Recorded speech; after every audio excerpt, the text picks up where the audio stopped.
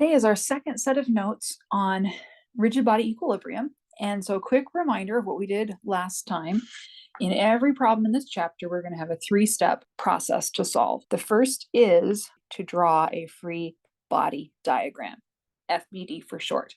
The steps to doing this are, first, isolate it, free it. I do want you every time to draw it on an actual separate picture because you should not have any supports on this drawing. It needs to be completely removed from all of the supports. And then you need to put two things on it. You need to replace each support with reactions. So we're going to add all of our reactions. Those reactions can be a combination of forces and moments. So these are all of our unknown forces and moments at those supports that we just removed. So the idea is that when you remove a support, that support was doing something to the object to prevent it from moving or rotating. And so we don't know how big that force or moment may have been. We simply draw it on as an unknown. We call these our reactions. As needed, we can guess the direction, and we will find out if we are right or wrong when we finish the problem. We also need to include all of the applied loads, including weight. So once our free body diagram is drawn as a separate picture with all of the reactions and applied loads, our second step is to write out our equilibrium equations. And while we are still focusing on 2 dimensions, we will have 3 equations to write, typically a summation of force in the x equation. All the x forces have to sum to 0. All of the y forces have to sum to 0. And finally, the summation of moments about a point also have to equal 0. Remember, in 2 dimensions, when we sum moments at a point, we are summing moments about the z-axis through that point. Once we have those 3 equations written, our final step is to simply solve those 3 equations for our unknowns. There are some situations where we're going to end up with couples on our free body diagram. An example would be if we have a cantilevered beam, that's a beam with a fixed support on one end. Maybe it's being loaded at the end with a force, and we'll call this end point A. When I go to draw the free body diagram of this, I remove the support and I replace it with the effect of the support on the object. So at point A, this clamped support is going to provide enough force in the y direction to prevent it from moving up and down, enough force in the x direction to prevent it from moving left and right, and is going to provide a couple moment, also at point A, to prevent rotation. Then we also need to include on here our applied downward force. There's an example of a free body diagram that has a couple moment on it. It's there because of the kind of support. We also will encounter situations where we have maybe a different kind of support, a pin and a roller. This is called a simply supported beam. And maybe the loads that are being applied to it cause, a 75 kilonewton meter couple at some location along the beam. When we draw our free body diagram here, we'll put on our 75 kilonewton meter moment, and then should call this point B and point C. Point B is a pin. At a pin, we need a reaction force in the y direction and another one in the x direction, but no moment because a pin allows for free rotation about that pin. It simply prevents you from translating up and down and translating left and right. So we apply 2 unknown forces at B, and then C appears to be a roller. And what a roller does, it basically means that our beam is sitting here on a surface that is smooth, and so it would be free to roll left and right, but that roller does prevent it from falling down into the ground. So the ground is basically pushing up. We could call this CY or the normal forces C. And what I want to do is just kind of a separate diagram for a second to remind you what a couple actually means. So that couple is created by somebody somehow applying a pair of equal and opposite forces a distance away. So for example,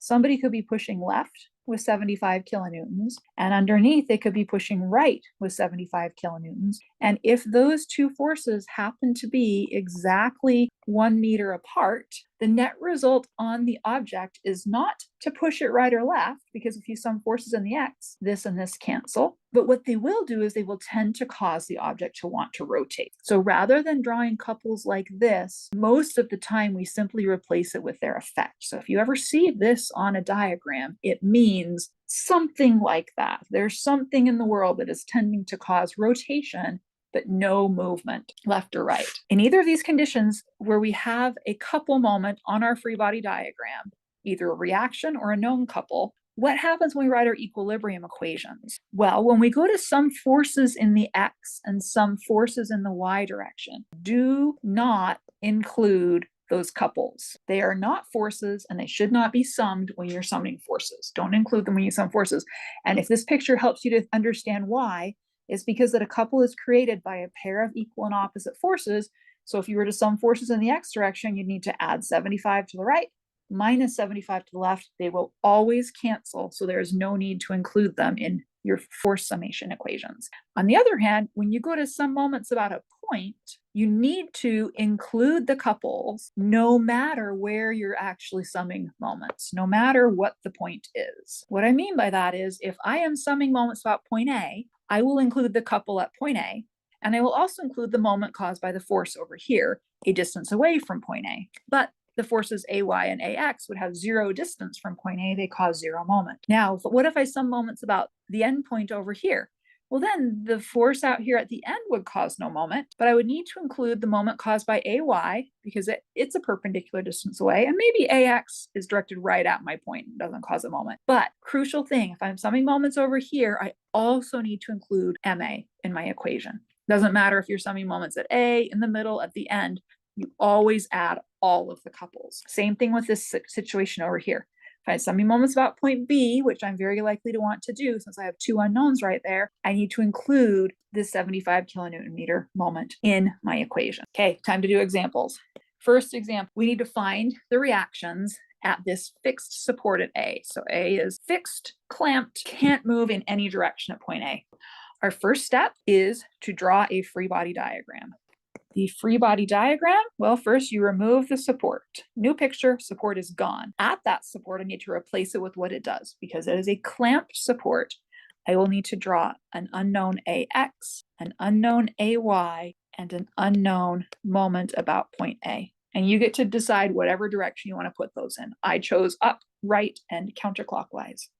Now we need to draw all of the applied loads. We had a downward 3 kilonewton force and a clockwise 5 kilonewton meter couple at the end. And we had a distributed load. Let's go back and calculate our distributed load. It's a rectangle followed by a triangle. So let's do the rectangle first. We have a green rectangle. The force in the rectangle is equal to the area that I just shaded in green. That green rectangle has one side, which is 6 meters. The other side is 0.5 kilonewtons per meter. So the force of the rectangle is going to be 6 meters times 0.5 kilonewtons per meter. The meters cancel, and we get that the force in the rectangle is 3 kilonewtons. Let's do the triangle next. Orange triangle, force in the triangle, 1/2. One of the sides is 3 meters. The other side is 0.5 kilonewtons per meter. Meters cancel again, and we get 0.75 kilonewtons. These will both act at the centroid of the shape. So for the rectangle, that centroid is exactly halfway over, 3 meters. For the triangle, that centroid is 1/3 of the way over from the tall end. So since the whole thing is 3 meters wide, 1/3 of that is 1 meter. So my centroid is going to be 1 meter from right there. So later on, when I need to find that distance all the way back to point A, if I'm summing moments about point A, I would need to add that 1 meter to the rest of this 6 meters to get the total distance. Let me draw those on my free body diagram.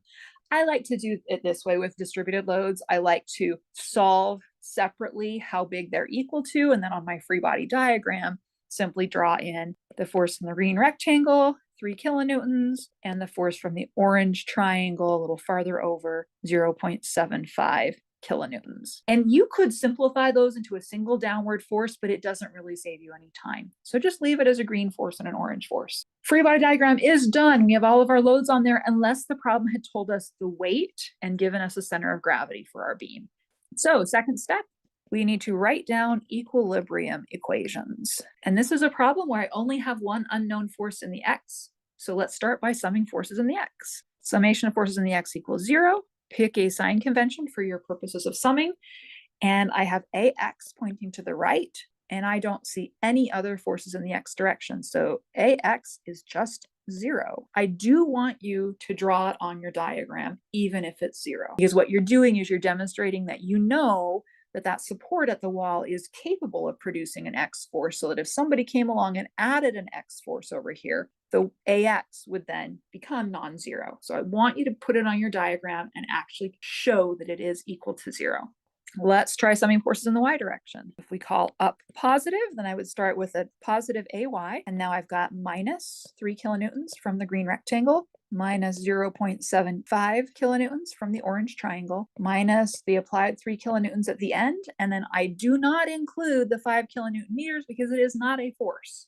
Those all have to equal 0, and solving, we get that AY is equal to 6.75 kilonewtons. It comes out as positive, which means I guessed the right direction. It does in fact act upward. And finally, we need to sum moments about a point. You can choose any point you want. For this problem, it doesn't make a whole lot of difference where you choose because we've already solved for all the other unknowns. But I typically still choose to sum moments where I had unknowns. The reason for that is, let's say I had totally messed up and gotten the wrong number here. If I sum moments there, then this possibly wrong number will not cause my moment to be wrong as well. So it's a way to avoid propagating errors. Now you can sum moments wherever you want. I want to sum moments about point A, set it equal to 0, call counterclockwise positive if you want. So MA goes in there. It is counterclockwise. So it comes in as a positive. The forces at A do not cause a moment at point A because they have no distance away from point A. Next, we have, if I come over here to the right, I have a downward 3 kilonewton force. So that is going to cause a clockwise moment, which will be negative. Plug in my minus 3 kilonewtons, and then the distance away, it acts at the middle of that rectangle, which will be half of 6 or 3 meters away. Next is the orange triangle. That one is also going to cause a clockwise moment, so also negative.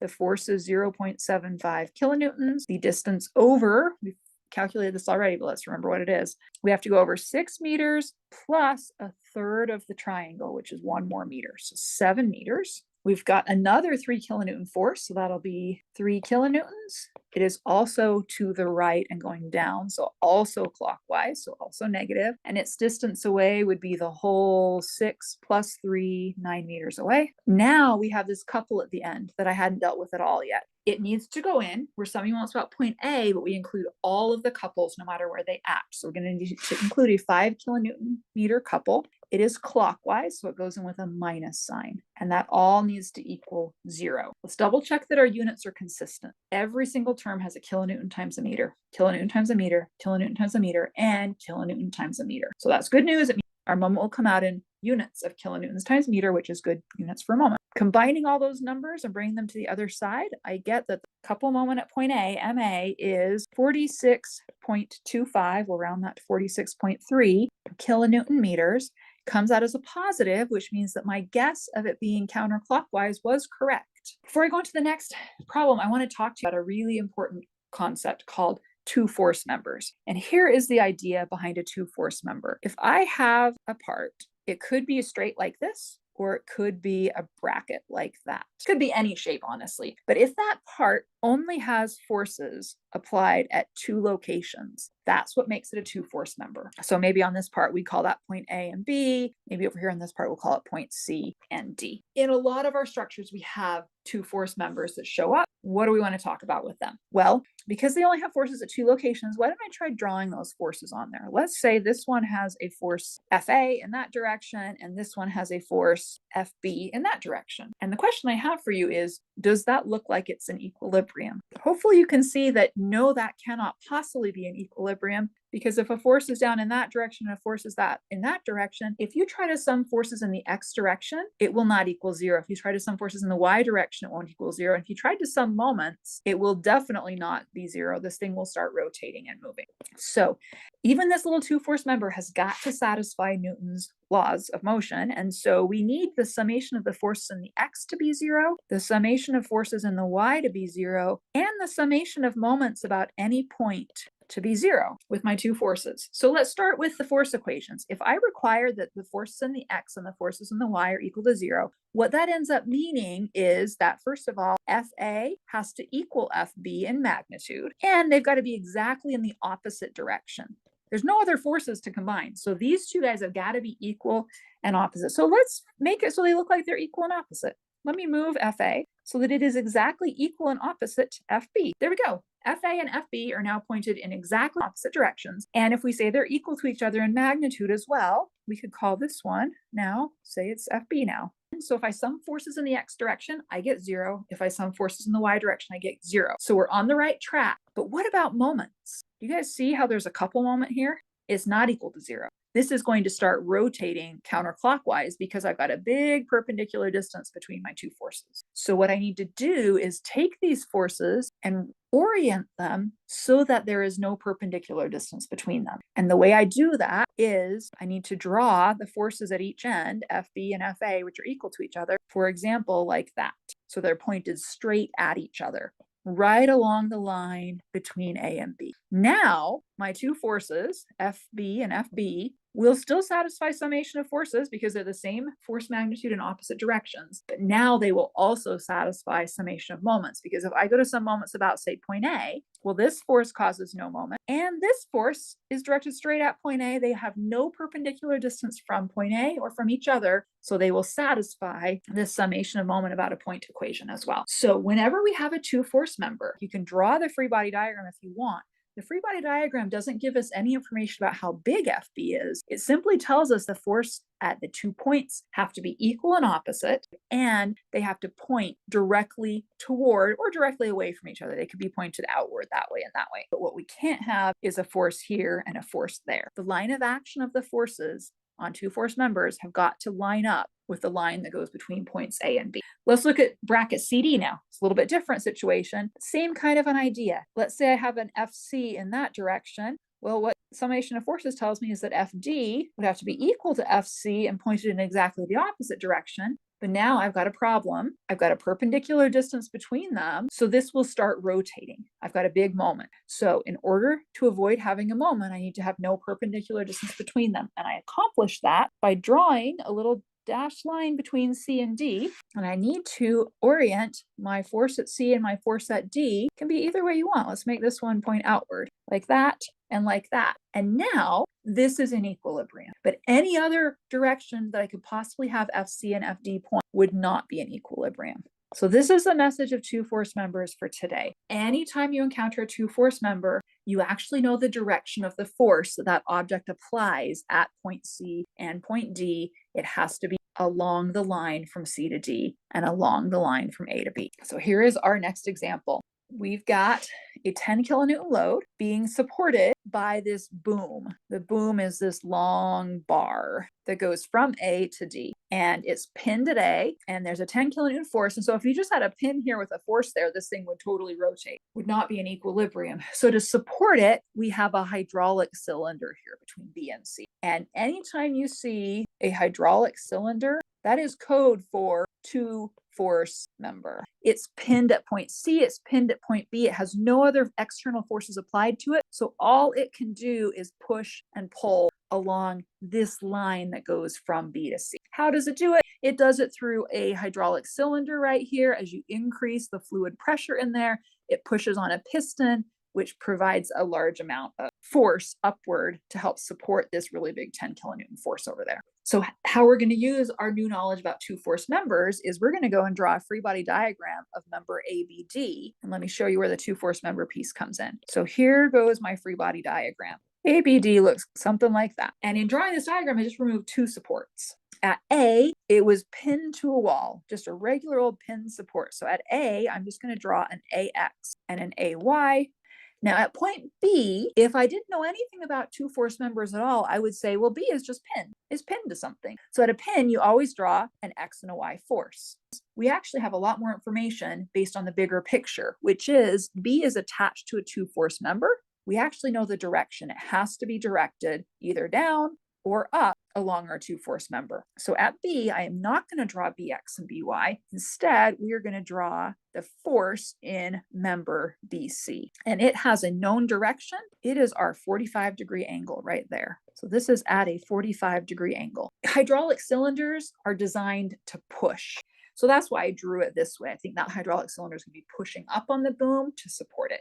So two force member information is what lets us replace this whole hydraulic cylinder with a single unknown force, but with a known direction. And then to finish our free body diagram, we just need to add in our downward 10 kilonewton force. And here's why the two force member is really important. Do you count how many unknowns we have? We have AX, we have AY, and we have FBC. So that is 3 unknowns. And that's a great number in 2D because we can write 3 equations. If I hadn't realized this was a hydraulic cylinder and I had drawn BX and BY, I would have 4 unknowns and I would not be able to solve for all 4 of them. Now that our free body diagram is done, let's do our next step, which is to write equilibrium equations. This is a problem where if I try to sum forces in the X direction, I will have an unknown AX as well as an unknown component of FBC. If I sum forces in the Y, I'll have an unknown AY and an unknown component of FBC. So this is a case where I would like to actually sum moments first, and I want to sum moments about a point that has as many unknowns as possible. That is point A. Summation of moments has to equal 0.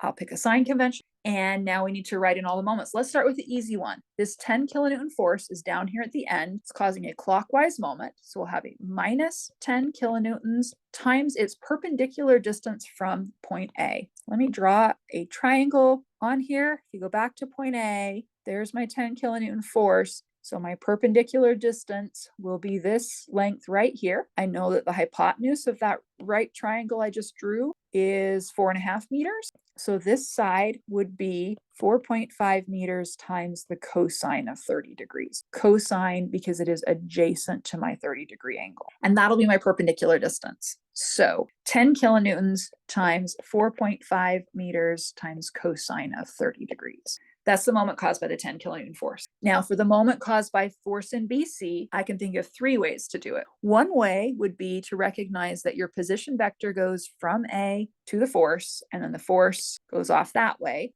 And so we could do R, which is 1.5, F, which is FBC, times the sine of theta. Either that theta or this theta would do it. Pretty easy. You can do that. You just need to figure out what the theta is. It's going to involve the 45 degrees here as well as the 30 degrees there. Another way you could do this is to break this up into a component that is perpendicular to the boom and parallel to the boom. The parallel component goes right through point A and causes no moment. The perpendicular component would be exactly 1.5 meters away. You'll get the exact same answer doing that. Again, you've got to do a little bit of figure out some triangles to figure out what your angle actually is, as it's not going to be a 45, 45, 90 triangle. So if you are not very confident with angles and lots of triangles, the foolproof kind of brute force method to do this is what I'm going to show you here. We can always break FBC up into a horizontal and vertical component, and then we simply need to multiply the vertical component times that perpendicular distance and the horizontal component times that perpendicular distance.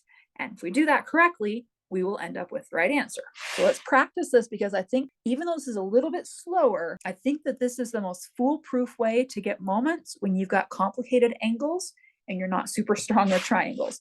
So I'm going to add to this a moment caused by FBC cosine of 45 degrees and a moment caused by FBC sine of 45 degrees. And when I'm done, it's all going to add up and equal to 0. I need to figure out what is the perpendicular distance from point A over there. So I need to draw actually this little triangle. So this little green triangle has a hypotenuse of 1.5. This side would be 1.5 sine 30, and this side would be 1.5 cosine 30. If we're trying to do the perpendicular distance for FBC cosine 45, that's the horizontal force. Horizontal forces need to be multiplied by vertical distances. I would need to multiply by 1.5 sine 30 for my green triangle. So times 1.5 meters times sine of 30. There's the perpendicular distance for that force. Now for the vertical force component, that's FBC sine 45, I would need to multiply vertical force by a horizontal distance. So that's going to be my 1.5 cosine 30. Finally, now I am completely aware that cosine 45 and sine 45 are the same number. So you could flip them, you could replace them with square root of 2 over 2 if you want. I still am going to write it this way because I'm trying to reinforce that the adjacent side to the 45 is always cosine and the opposite side is always sine, even if it's 45 degrees and you'll actually get the same number.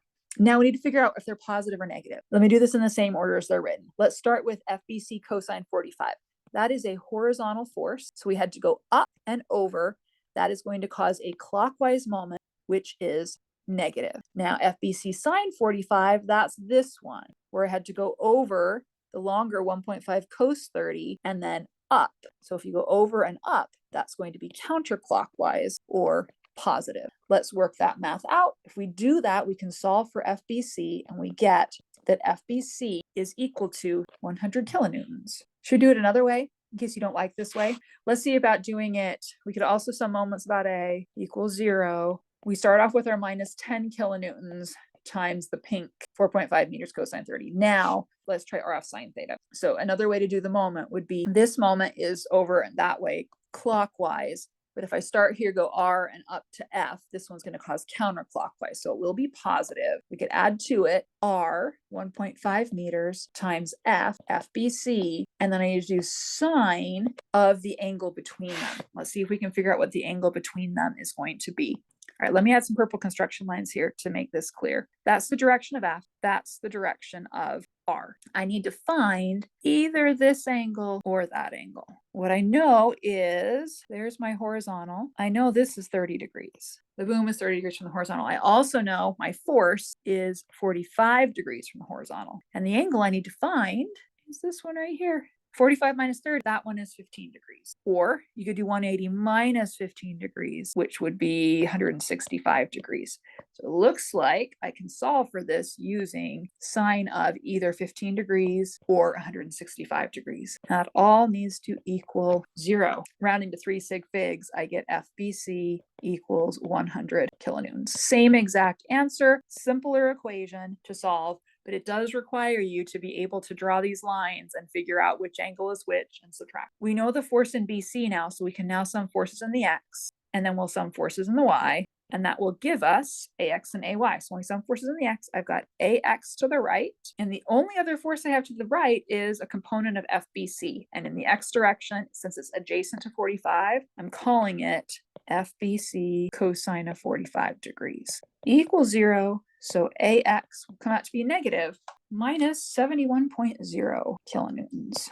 The minus means I guessed the wrong direction. It does not actually act to the right. It has to, in fact, act to the left. So if you would like, if you don't like leaving negatives in your answer, you could say that means AX equals 71 kilonewtons to the left. Let's sum forces in the Y. I have got an upward AY and an upward component of FBC and a downward 10 kilonewtons. And when I plug in 100 kilonewtons for FBC and solve, I get that AY comes out to be minus 61.0 kilonewtons. Minus meaning I also guessed the wrong direction for AY, and AY is actually 61.0 kilonewtons downward. When you go back and look at the picture, I've got a downward 10 kilonewtons and an upward force that has an upward component. The force itself is 100 kilonewtons, so significantly larger than the downward 10 kilonewtons. So I need a downward force over here to keep this in equilibrium because I've got such a big upward component from FBC. And we have solved the problem. A couple more concept questions to end class today. First picture, the question I want you to answer is this. If I draw a free body diagram of this structure, where would I put only a horizontal reaction force? The answer should be right here at point B.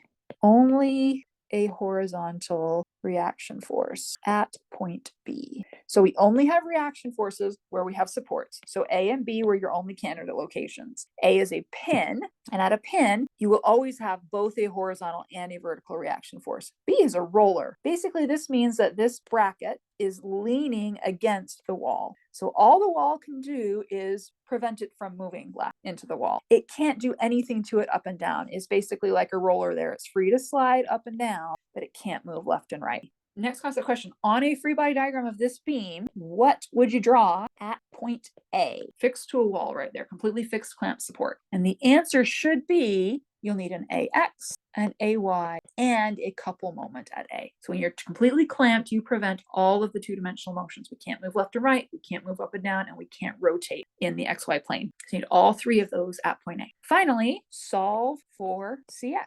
Ideally, you should draw a free body diagram. See if you can solve for CX. B is a roller, so all we'll have at B is a BY. C is a pin, so we will have both a CX and a CY. And then finally, we have an applied load 400 newtons, and it's 30 degrees from the vertical. So to solve for CX, I can simply sum forces in the x direction. So if you sum forces in the x equals 0, pick a sign convention, I will have a component of my 400 Newton force. It'll be the sine of 30 because it's opposite that angle. So I will have 400 newtons times the sine of 30 degrees to the right, plus cx also to the right equals 0. So cx comes out to be minus 200 newtons because sine of 30 is a half. I didn't ask this in class, but the logical other question is what's By and what's Cy? So in order to solve for By and Cy, well, we can sum forces in the y direction. We would have minus 400 newtons times the cosine of 30, that's the other component of our applied load, plus By plus Cy equals 0, but that equation has two unknowns.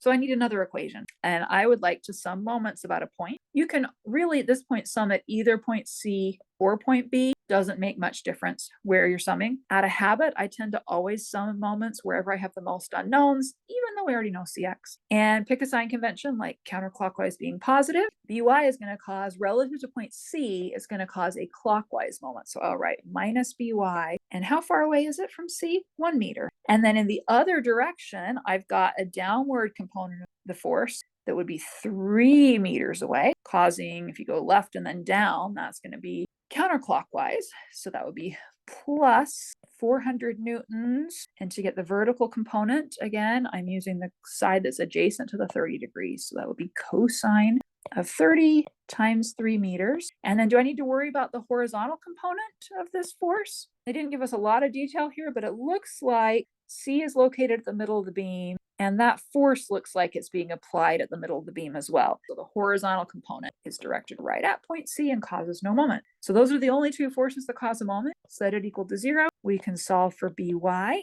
By comes out to be 1,040 newtons upward. It comes out to be positive, which means I guessed the right direction. And then backing up into my y force equation, Cy comes out to be minus 693 newtons. And the minus means I guessed the wrong direction. I guessed it actually acts downward. So 693 newtons downward.